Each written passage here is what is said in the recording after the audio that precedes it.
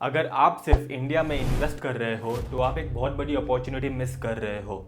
आज जो real wealth create हो रही है आर्टिफिशियल इंटेलिजेंस में, सेमीकंडक्टर में, बायोटेक्नोलॉजी में, उसका मेजॉरिटी हिस्सा इंडिया के बाहर क्रिएट हो रहा है। मतलब सिंपल है, अगर आपका पोर्टफोलियो सिर्फ इंडिया में है तो आप एक फ्यूचर का बहुत बड़ा पार्ट मिस कर रहे हो। देखो, इंडिया में ग्रोथ है, कंजम्पशन है, लेकिन जो असली इनोवेशन है एआई सेमीकंडक्टर्स में, वो कहाँ हो रहा है? मोस्टली यूएस में। और इसी रियलाइजेशन के बाद मैंने अपना पोर्टफोलियो कॉन्शियसली यूएस में एलोकेट करना स्टार्ट कर दिया है। इसी वीडियो में मैं बताऊंगा कि मैं यूएस में क्यों इन्वेस्ट कर रहा हूँ, मैं यूएस में कैसे इन्वेस्ट करता हूँ, मेरे कौन से सेक्टर्स पे कन्विक्शन है एंड कौन से थीम्स और स्टॉक्स में मैं एक्चुअली पैसा डाल रहा हूँ। ये सब मैं ये वीडियो में बताऊंगा। और अगर आप इन्वेस्टिंग के बारे में सीरियस हो, अपनी इन्वेस्टिंग को आप नेक्स्ट लेवल लेके जाने का सोच रहे हो, तो ये वीडियो एंड तक देखना ताकि आपको पूरी पिक्चर मिले। आगे जाने से पहले क्विक इंट्रो। मेरा नाम है कार्तिक शिंदे, मैंने एमबीए किया है JBIMS मुंबई से। मुझे स्टॉक मार्केट इन्वेस्टिंग में बहुत इंटरेस्ट है, so I am documenting my journey. सबसे पहला सवाल कि मैं आखिर यूएस में इन्वेस्ट क्यों कर रहा हूँ जबकि इंडिया में ही इतनी अपॉर्चुनिटीज है। इसके 3 मेन रीज़न है। पहला है इनोवेशन। देखो, इंडिया एक स्ट्रॉन्ग इकोनॉमी है, नो डाउट। कंजम्पशन लेवल्स बढ़ रहे हैं, डोमेस्टिक डिमांड स्ट्रॉन्ग है। देखो, एक हॉनेस्ट डिस्टिंक्शन समझना जरूरी है। इंडिया जो है वो है कंजम्पशन ड्रिवन इकोनॉमी और US it's innovation driven economy. और ग्लोबल लेवल पे आप देख लो, artificial intelligence, semiconductor, cloud infrastructure, इन सब में लीडरशिप यूएस की है।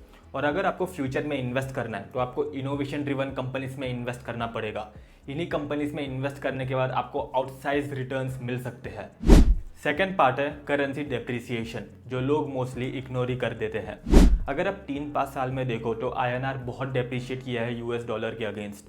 अगर आप पिछले 1 साल का ही डेटा देखो तो रूपी 84 से 94 तक पहुंच गया है। मतलब 1 साल में 12-13% डेप्रिशिएट कर गया है। अगर आपने कुछ नहीं किया होता, आपने सिर्फ US डॉलर्स होल्ड करके रखे होते, तो भी इंडिया टर्म्स में आपकी बाइंग पावर इंक्रीज हो चुकी होती। इसका मतलब क्या है कि अगर आपने कुछ भी नहीं किया होता तो भी आपको 12-13% का रिटर्न मिल चुका होता। वेरास निफ्टी 50 अभी भी फ्लैट रिटर्न पे है 1 साल के बाद भी। इसका मतलब समझो, अगर आप US स्टॉक्स में इन्वेस्ट करोगे तो आपको 2 टाइप के रिटर्न्स मिलेंगे। पहला है वो स्टॉक का रिटर्न और दूसरा है करेंसी डेप्रिसिएशन। थर्ड रीजन है स्केल एंड जियोग्राफी। देखो, आप जब US की कंपनी बाय करते हो, उनका रिवेन्यू ग्लोबल होता है। वो US के लिए सिर्फ काम नहीं करते, उनका रिवेन्यूज को मल्टीपल इकोनॉमिक्स का एक्सपोजर होता है, यूरोप का, एशिया का, इमर्जिंग मार्केट्स का। इसका मतलब है कि आप स्टॉक सिर्फ US का बाय करते हो, लेकिन ये आपका एक डाइवर्सिफिकेशन की टेक्निक है। और सबसे अंडररेटेड पॉइंट, बिजनेस क्वालिटी। देखो, US के स्टॉक्स काफ़ी अच्छे होते हैं, उनका हाई मार्जिन बिजनेस होता है, स्ट्रॉन्ग कम्पिटेटिव मोड होता है, हाई स्केलेबल मॉडल्स होते हैं। ये कंपनीज कैपिटल एफिशिएंटली एलोकेट करते हैं, कंटिन्यूसली इनोवेशन ड्राइव करते हैं एंड ग्लोबल डोमिनेंस बिल्ड करते हैं। अब आते हैं प्रैक्टिकल बात पे कि इंडिया से US में कैसे इन्वेस्ट कर सकते हैं। उसके लिए मल्टीपल ऐप्स है, IND मनी है, वेस्टेड है, ग्रो है। आप कोई भी ब्रोकर यूज़ कर सकते हो और आप फ्रैक्शनल शेयर्स भी खरीद सकते हो। इसका मतलब है कि US में यूजुअली एक शेयर 1-2 लाख के रहता है, लेकिन आपको पूरा शेयर खरीदने की ज़रूरत नहीं है, आप उसका एक पार्ट भी खरीद सकते हो। आप US में 5,000 से इन्वेस्टमेंट स्टार्ट कर सकते हो। प्रोसेस भी सिंपल है, आपको सिर्फ INR से USD में कन्वर्ट करना है, उसके लिए 2-3 दिन लगते हैं। एंड देन फिर सिमिलर टू ज़ेरोधा काइट का ही फंक्शन है कि आप स्टॉक्स चूज़ करो एंड इन्वेस्ट करो। मैं पर्सनली IND मनी से इन्वेस्ट करता हूँ, मुझे काफ़ी अच्छा लगता है, उसका इंटरफेस भी काफ़ी ईजी है। बट आप कोई भी ब्रोकर यूज़ कर सकते हो। अभी मैं ये बता देता हूँ कि मैंने मेरा पोर्टफोलियो कैसे रिस्ट्रक्चर किया। पहले मेरा पोर्टफोलियो का एलोकेशन था India 75%, US stocks 20% and 5% was gold and bitcoin. अभी मैंने मेरा पोर्टफोलियो रिस्ट्रक्चर किया एंड अभी एलोकेशन है India 50%, US 40% and 10% for other things. देखो, मैं मेरा पोर्टफोलियो स्टैटिक नहीं रखता, मैं उसे एग्रेसिव रखता हूँ कि मैं उसे अपने अपॉर्चुनिटीज़ के अकॉर्डिंग एलोकेट करता हूँ, ऊपर नीचे करता हूँ। अभी मुझे US में काफ़ी वेल्थ क्रिएशन दिख रही है। इंडिया आप देखोगे पिछले 2-3 साल से कुछ नहीं हुआ, US के स्टॉक्स बहुत भागे। तो मैं मेरा नया पैसा जो भी आ रहा है वो सब मैं US स्टॉक्स में लगा रहा हूँ। अब आते हैं मैं कौन से सेक्टर्स और स्टॉक्स में इन्वेस्ट कर रहा हूँ। सबसे पहला सेक्टर है आर्टिफिशियल इंटेलिजेंस एंड सेमीकंडक्टर। देखो, आज की जो AI वेव है ये इंटरनेट जैसी नहीं है, ये उससे बहुत बड़ी है। हर कंपनी AI इंटीग्रेट करेगी, वर्क फ्लो ऑटोमेट करेगी एंड सारे इंडस्ट्रीज रीडिफाइन होंगे। एंड लोग एक चीज़ मिस कर देते हैं, AI में असली पैसा एप्लीकेशन में नहीं है, असली पैसा है इंफ्रास्ट्रक्चर में। AI का बैकबोन है कंप्यूटेशन एंड चिप्स, इसीलिए मैं इस सेक्टर में इन्वेस्ट कर रहा हूँ एनवीडिया एंड माइक्रोसॉफ्ट में। एनवीडिया सिर्फ एक चिप कंपनी नहीं है, ये आप समझ लो आर्टिफिशियल इंटेलिजेंस का एक टूलबुट जैसा काम कर रहा है। जितना ज़्यादा डिमांड बढ़ेगी एआई की, उतनी ज़्यादा डिमांड बढ़ेगी जीपीयूज़ की, एंड इसका डायरेक्ट बेनिफिशियरी होगा एनवीडिया। एंड माइक्रोसॉफ्ट ये एआई का एक ऑपरेटिंग सिस्टम बना रहा है, ऑफिस टूल्स में एआई इंटीग्रेट कर रहा है, एंटरप्राइज वर्कफ्लोज में इंटीग्रेट कर रहा है, क्लाउड में एआई, हर जगह एआई। इसलिए मैं एप्लीकेशंस पे इन्वेस्ट नहीं कर रहा, मैं पूरा एआई इकोसिस्टम के ओनर्स में इन्वेस्ट कर रहा हूँ। इस सेक्टर में इन्वेस्ट करने का रिस्क क्या है कि इसकी एक्सपेक्टेशंस बहुत बढ़ चुकी है। अगर एक्सपेक्टेशंस में डिप आ जाए तो करेक्शन शार्प आ सकता है। सेकेंड सेक्टर है बिग टेक्नोलॉजी प्लेटफॉर्म्स। अब सोचो आपके दिन का मोस्टली ज़्यादातर टाइम किधर जाता है, सोशल मीडिया में, शॉपिंग में, स्ट्रीमिंग में। तो मैं इन कंपनीज में इन्वेस्ट कर रहा हूँ जो बहुत पावरफुल है। कुछ नाम बताऊँ तो वो है मेटा प्लेटफॉर्म्स, गूगल, अल्फ़ाबेट या फिर अमेजोन। देखो मेटा प्लेटफॉर्म क्या करता है, आपका अटेंशन टाइम को मोनेटाइज करता है। अमेजोन सिर्फ शॉपिंग के लिए नहीं रहा, ये क्लाउड इंफ्रास्ट्रक्चर पे भी काफ़ी हैवी हो गया है। एंड अल्फ़ाबेट ये इंटरनेट का एंट्री पॉइंट है। अगर आपको कुछ भी सर्च करना हो, आप गूगल क्रोम यूज़ करते हो, गूगल यूज़ करते हो। देखो ये कंपनी सिर्फ ऐप्स नहीं बनाती, ये कंपनी सिर्फ इकोसिस्टम बनाती है। And when you build a ecosystem, the winner takes the most game बन जाता है। जितना डेटा उतनी डोमिनेंस, जितनी डोमिनेंस उतनी प्राइसिंग पावर। लेकिन ये सेक्टर का रिस्क भी है। रिस्क है कि रेगुलेशन, और दूसरा रिस्क है एआई का डिसरप्शन। लोग आजकल गूगल की जगह डायरेक्ट चैट जीपीटी पे सर्च करते हैं, लेकिन अभी भी ये कंपनीज डिजिटल इकोनॉमी की बैकबोन है। सेक्टर है फ्यूचर टेक्नोलॉजी। ये वो सेक्टर है या तो लोग ज़्यादा ही हाइप बना देते हैं या तो बिल्कुल इग्नोर कर देते हैं। और इस सेक्टर में मेरा मेन बेट है टेस्ला। देखो लोग यूजुअली टेस्ला को सिर्फ एक ईवी कार कंपनी की तरह देखते हैं, लेकिन मैं टेस्ला को देखता हूँ फ्यूचरिस्टिक अपॉर्चुनिटीज़ क्रिएट करने की कंपनी। देखो ये कंपनी मल्टीपल चीज़ों पे काम कर रही है। ये ऑटोनोमस ड्राइविंग पे काम कर रही है, ये रोबोटिक्स में काम कर रही है, ये एनर्जी स्टोरेज में काम कर रही है। ये कंपनी के पास मल्टीपल ऑप्शन है विन करने के। ये सिर्फ ईवी कंपनी नहीं है। अगर ये तीनों में से कुछ भी एक भी हिट हो गया तो ये कंपनी काफ़ी आगे बढ़ेगी। और इसके जो ओनर है इलॉन मस्क, मैं मेनली उनके वजह से इन कंपनीज में इन्वेस्ट किया हूँ। I am pretty much a believer in him कि वो अपनी ह्यूमन रेस को आगे लेके जाएंगे। वेल इसका रिस्क सिंपल है कि एग्जीक्यूशन फेलियर। अगर ये सिर्फ थ्योरी में ही रह गया और अगर इकोनॉमिकली वायबल नहीं बना तो इसका डाउनफॉल हो सकता है ये स्टॉक का।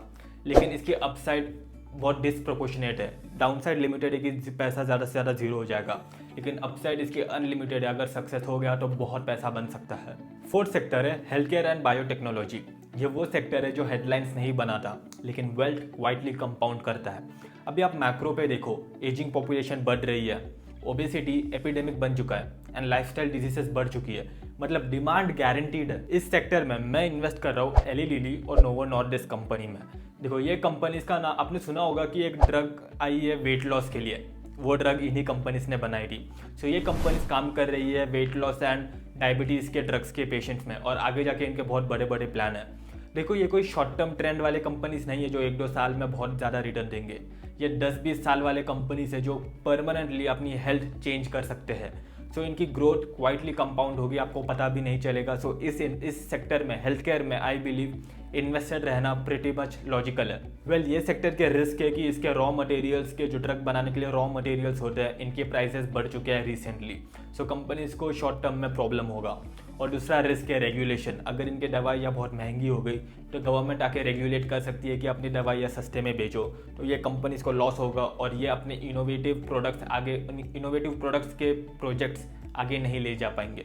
एंड फिफ्थ है डिफेंस जियोपॉलिटिक्स सेक्टर। देखो इस सेक्टर में है ना, ये भी एक सेक्टर बन गया इन्वेस्ट करने के लिए।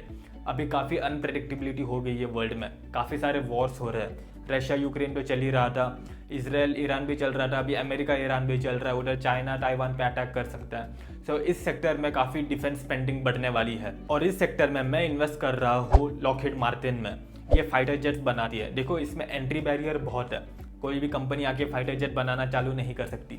लॉकहीड मार्टिन के पास सेंचुरीज का एक्सपीरियंस है एंड इनके पास मल्टी ईयर गवर्नमेंट के प्रोजेक्ट्स हैं, और सिर्फ यूएस गवर्नमेंट नहीं, अक्रॉस ऑल वर्ल्ड के गवर्नमेंट्स लॉकहीड मार्टिन को ऑर्डर देते हैं। सो मैंने इसीलिए लॉकहीड मार्टिन को इस सेक्टर में इन्वेस्ट किया है। ये रहे मेरे 5 मेन सेक्टर्स और कंपनीज जिनमें मैं इन्वेस्ट कर रहा हूँ। अब आप ओवरऑल पे देखो, मैं स्टॉक्स नहीं पिक कर रहा हूँ, मैं फ्यूचर को चूज़ कर रहा हूँ, क्योंकि स्टॉक्स चेंज होते रहेंगे, लेकिन ये लॉन्ग टर्म ट्रेंड है ये सेम ही रहने वाला है और इसी में पैसा बनेगा। तो आपने देख लिया मैं कौन से सेक्टर्स और स्टॉक में इन्वेस्ट कर रहा हूँ, लेकिन ब्रॉड लेवल पे थोड़ी रिस्क भी समझ लो।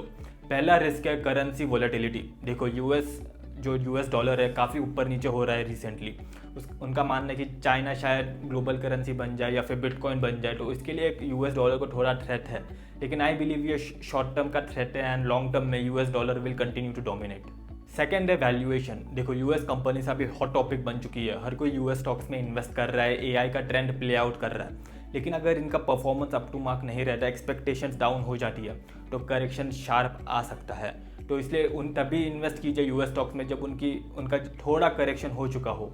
एंड थर्ड रिस्क है ओवर सिंप्लीफिकेशन। लोग यूजुअली 2-3 स्टॉक से पिक करते हैं जो उन्हें पता हो, लेकिन यूएस मार्केट काफ़ी ब्रॉड है, शायद वो 2-3 स्टॉक्स काम ना करे, लेकिन उनकी ओवरऑल नेक्स्ट 10-15 स्टॉक्स काम करेंगे ही। So make sure you invest across all the sector, सिर्फ एक सेक्टर में मत इन्वेस्टमेंट रखना। अब सवाल है कि स्टार्ट कैसे करें। अगर आप बिगनर हो तो आप 5-10% से चालू करो। पहले यूएस मार्केट को समझ लो, उसकी रिस्क समझ लो। आप यूएस स्टॉक्स ट्रैक करना चालू कर लो पहले। तो जैसे जैसे 6 महीना 1 साल हो जाए तो अपना कॉन्सेंट्रेशन 15-20% पे बढ़ा दो। तब आप हेवीली अपने यूएस रिसर्च स्टॉक्स एनालाइज करना चालू करो। एंड जब आप एडवांस हो जाओगे, आपको जब आदत हो जाएगी कि सारे स्टॉक्स, सारे सेक्टर्स के बारे में अच्छी इन्फॉर्मेशन हो जाए, तो उसका एलोकेशन 25-30% तक भी लेके जा सकते हो। एंड में सिंपल सवाल, क्या आप सिर्फ इंडिया ओनली इन्वेस्टर बनना चाहते हो या फिर ग्लोबल इन्वेस्टर? मेरे अकॉर्डिंग अभी सिर्फ एक कंट्री में इन्वेस्ट करना is not the smartest move. अगर आपको ये वीडियो पसंद आया हो तो please subscribe invest with Kartik, और कमेंट्स में बताइए आप किधर इन्वेस्ट करोगे, यूएस में, इंडिया में या फिर दोनों जगह। मैं जेन्युइनली जानना चाहता हूँ कि आप लोग कैसे सोचते हो, आपकी क्या इन्वेस्टमेंट स्ट्रैटेजीज है। जो भी अपनी इन्वेस्टमेंट स्ट्रैटेजीज है हम सब कमेंट्स में लिख देंगे ताकि हम सब सीख सके। ठीक, मैं ऐसे प्रैक्टिकल इन्वेस्टिंग वीडियोस लेकर आता हूँ जो सिर्फ जिससे मैं खुद भी ट्राई कर रहा हूँ और ताकि आप लोग भी सीख सके। मैं चाहता हूँ कि हम सबकी वेल्थ क्रिएट हो। सो एवरी वीक मैं ऐसा नॉलेजेबल वीडियो लेकर आता हूँ। So please stay subscribe to invest with Karthik and see you next week.